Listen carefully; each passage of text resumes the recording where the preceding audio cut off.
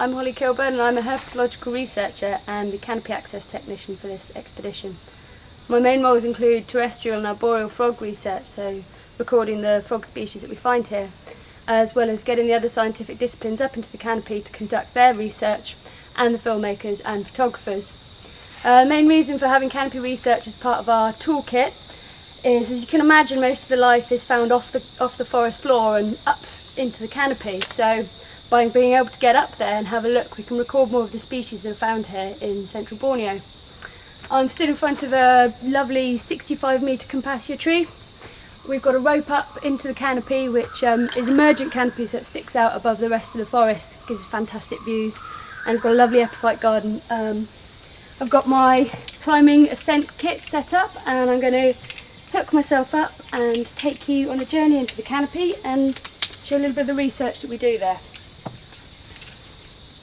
And hopefully, if we're lucky, might even find some arboreal frogs, which would be great.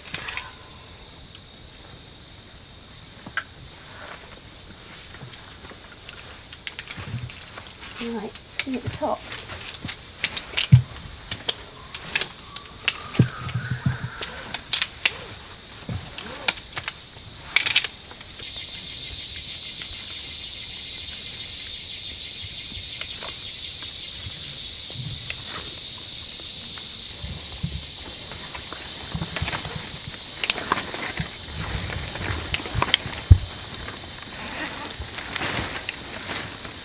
Climbed to around 50 metres and the view behind me is absolutely incredible.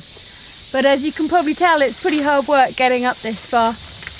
Even though canopy access is not a new discipline, there's been very little biological research done in the high canopy. This is mainly due to the fact that it's so difficult just getting up here.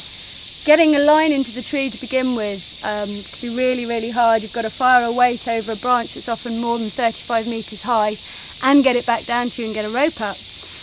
Then, as you can see, it's hard work climbing up, and once you get into the canopy, it's pretty hard work moving around. Even so, it's really good fun, and if you can handle all that and you've got a head for heights, there's the opportunity for pioneering research, as so little has been done, and potential for finding new species as well. The work that we've done up here since we've been in Borneo includes putting up camera traps, and we've caught a number of different species on there.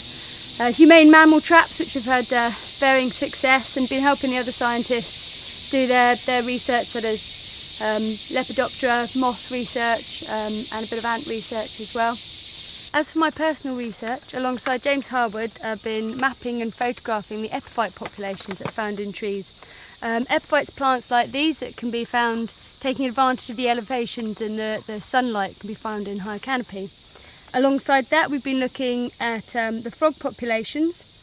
I have in my hand here a brown tree frog that we found last night. This is Rhacopherus harrisoni.